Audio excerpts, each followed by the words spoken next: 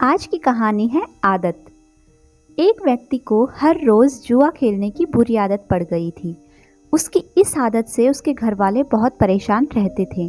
उसके रिश्तेदार और करीबी लोग उसे समझाने की कोशिश करते, लेकिन वो हर किसी को यही जवाब देता था कि मैंने ये आदत नहीं पकड़ी है, बल्कि इस आदत ने मुझे पकड़ रखा है।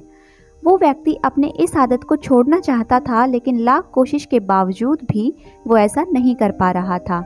उसके घर वालों ने सोचा कि इसकी शादी करवा देने से वो ये आदत छोड़ देगा।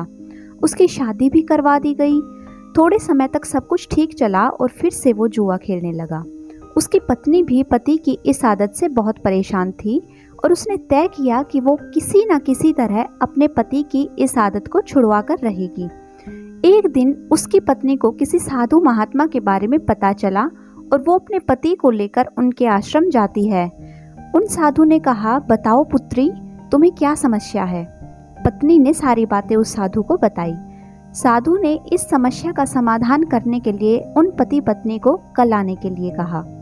अगले दिन दोनों आश्रम पहुंचे तो उन्होंने देखा कि साधु एक पेड़ को पकड़ के खड़े हैं। उन्होंने साधु से पूछा कि आप ये क्या कर रहे हैं, आपने पेड़ को इस तरह से क्यों पकड़ के रखा है।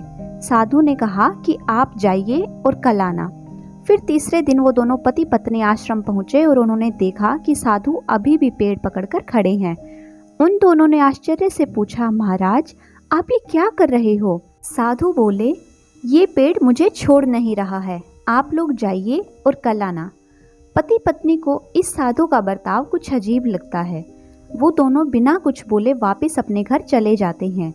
अगले दिन जब वो दोनों फिर आश्रम गए तो उन्होंने देखा कि साधु अभी भी उसी पेड़ को पकड़कर खड़े हैं। पति परेशान होकर साधु से बोला, आप ये क्या कर रहे हो, आप इस पेड़ को छोड़ क्यों नहीं देते हो। साधु ने कहा कि मैं क्या करूं बेटा, ये पेड़ मुझे छोड़ ही नहीं रहा है। तभी पति ने हंसते हुए कहा, महाराज आपने पेड़ को पकड़ के रखा है, पेड़ ने आपको नहीं, आप जब चाहो तब उसे छोड़ सकते हो। साधु महात्मा ने कहा, बेटा मैं इतने दिनों से तुम्हें यही समझाने की कोशिश कर रहा था कि तुमने जुआ खेलने की आदत को पकड़ के रखा है, उस आदत ने तुम्हें नहीं पकड़ा है। पति को अपनी गलती का एहसास हो जाता है। वो समझ गया कि अपनी इस आदत के लिए वो खुद जिम्मेदार है और अपनी इच्छा से वो ये आदत चाहे तो छोड़ सकता है। तो दोस्तों, अपनी बुरी आदत को अपने ऊपर हावी ना होने दें।